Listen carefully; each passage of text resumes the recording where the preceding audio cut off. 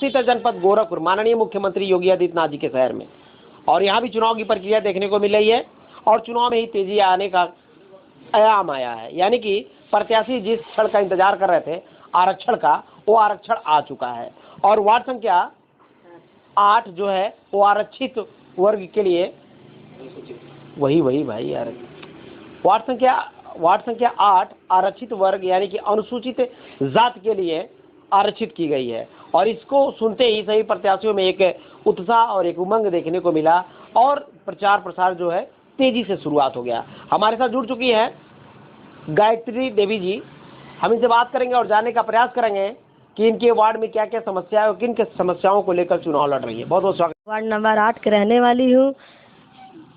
मैं महिला मोर्चा से सक्रिय कार्यकर्ता हूँ। मैं अपने वार्ड को देखते हुए 2012 में भी इलेक्शन लड़ चुकी थी निर्दल से। आज मैं बीजेपी के प्रसंग में रहती हूँ। अब अपने वार्ड नंबर 8 में समस्या, ना नाली सही से साफ होती है, ना रोड सही से बना हुआ है। 2012 से देखते चली आई हूँ।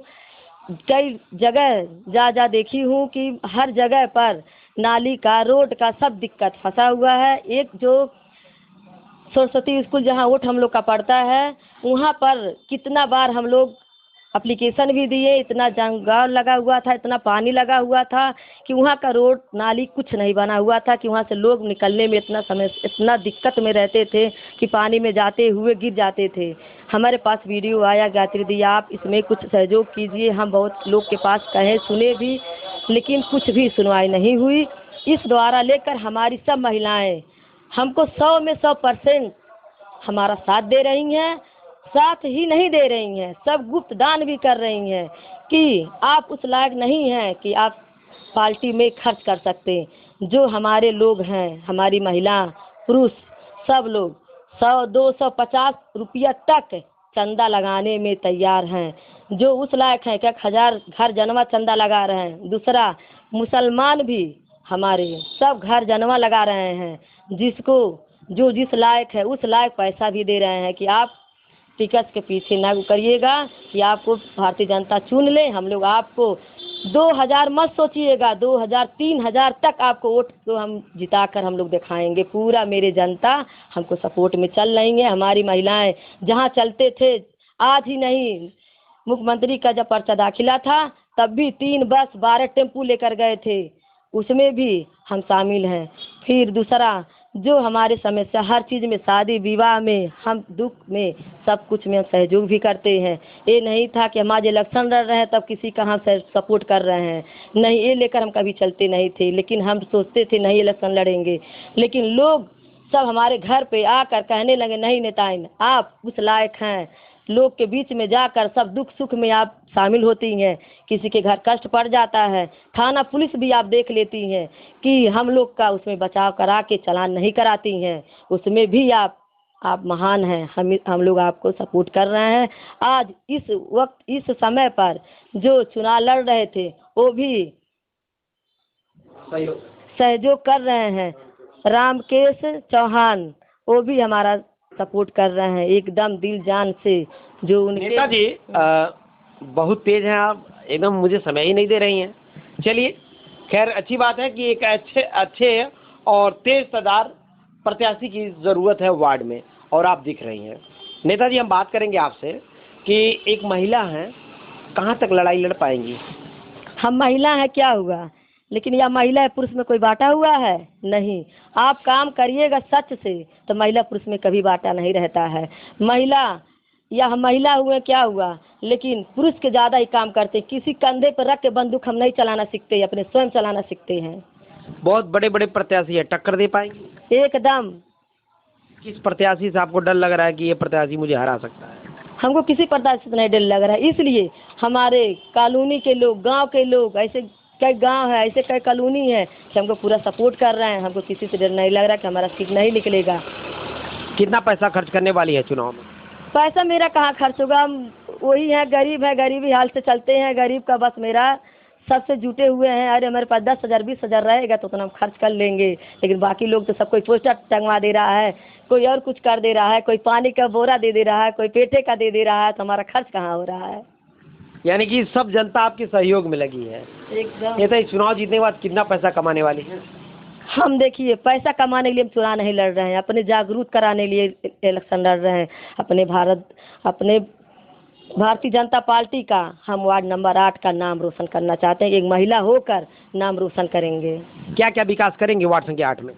विकास करने के लिए समय अनुसार जो जैसा समय आएगा, जो जैसा फंड आएगा, उसी तरह विकास कराने के लिए एक पीछे नहीं घुसकेंगे। आपके वार्ड में जल जमाव की स्थिति बहुत ज्यादा है, कैसे इसको ठीक करेंगे? इसके लिए पहले हम जल जलाव वाला ही खत्म करेंगे, इसलिए कि जल जलाव ही खत्म जब होगा तभी आगे हम विकास करवा पाएंगे।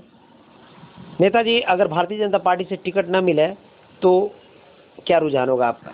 मैं अपनी माँ का आंचल कभी नहीं छोड़ूंगी, और न अगर छूट गया मेरे माँ का आंचल हमसे, तो हम विद्रोह उनका खड़ा नहीं होंगी। यानी कि चुनाव लड़ेंगे कि नहीं लड़ेंगे? नहीं, अब माँ के खिलाफ तो नहीं लड़ सकते हैं। निर्दल लड़ जाइएगा?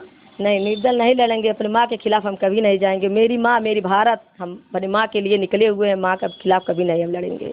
इतना त्याग बलिदान और इतने संगठनों में आप महिलाओं के साथ बढ़ चढ़ कर हिस्सा लिए हैं, क्या भारतीय जनता पार्टी में आपको सम्मान मिल रहा है?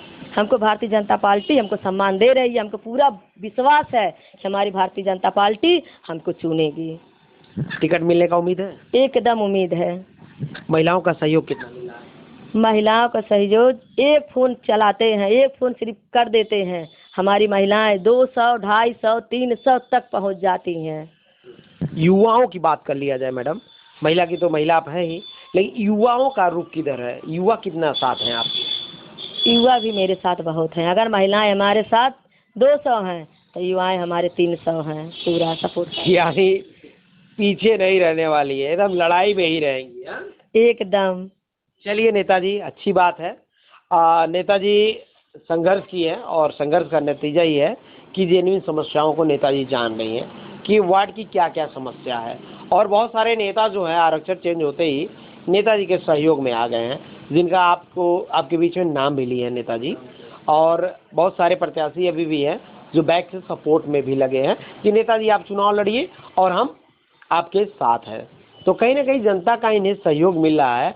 और जिस हिसाब से बता रही हैं कि हमने वार्ड की जनता के लिए बहुत सारे संघर्ष किए हैं और माननीय योगी आदित्यनाथ जी के पर्चा दाखिला में भी बस और टेम्पू को लेकर जाने का काम किया, तो कहीं ना कहीं एक तरह से देखा जा रहा है कि भारतीय जनता पार्टी के कनिष्ठ और वरिष्ठ कार्यकर्ताओं में, महिला कार्यकर्ताओं में इनका नाम जारी है। कल भी कुछ कार्यक्रम रखी थी क्या? एकदम। कल तो हमारा बस 3 ठो हमको मिला है भारतीय जनता पार्टी की तरफ से, उससे कई ज़्यादा लोग हो जाएंगे। हम 350 बोले हैं, कहीं पहुंच ना जाए 400 जनता मेरे साथ। ये भी बात है, कहीं तो बुलाने पे लोग नहीं आते हैं। यहाँ डर है कि 300 जनता लेके जाना, लेकिन कहीं 400 ना आ जाए। तो ये भी एक जनता के बीच में रहने का फायदा है कि सोच से भी ज़्यादा कुछ हो सकता है। तो ये रही गायत्री देवी जी, जो वार्ड संख्या 8 के पार्षद पद की उम्मीदवार हैं, जिनकी वादे को आपने सुना और इन्होंने आश्वस्त भी किया कि मैं इस वादे पे खरे उतरूंगी चुनाव जीतने के बाद। लेकिन मैं जनता को आश्वस्त कर देना चाहता हूं कि आप हमारी खबर को देख रहे हैं, आप आश्वस्त रहें। अगर नेताजी उस चुनाव जीतने के बाद अगर इस वादे पे खरे नहीं उतरती हैं तो फास्टर प्लस न्यूज नेताजी से सवाल पूछेगा। एकदम ही पॉइंट वाली बात है। अगर हम नहीं काम करते हैं तो पूरे हमारी जनता, भारतीय जनता पार्टी को भी हक है हमसे पूछने के लिए। वो काम हम नहीं करेंगे कि हमारी जनता, भारतीय जनता पार्टी को दाग लगे कि हमारी माँ हमसे छूट जाए फिर दोबारा। तो वादे सुने, मुद्दे सुने और बातें सुने, तो देखते रहिए हमारी खबर को। और नेताजी के लिए ज़रूर कमेंट कीजिए, वाकई में नेताजी सहयोग करेंगी या फिर चुनावी बातें कर रही हैं या फिर विकास भी धरातल पे दिखेगा। तो देखते रहें, बने रहें। धन्यवाद।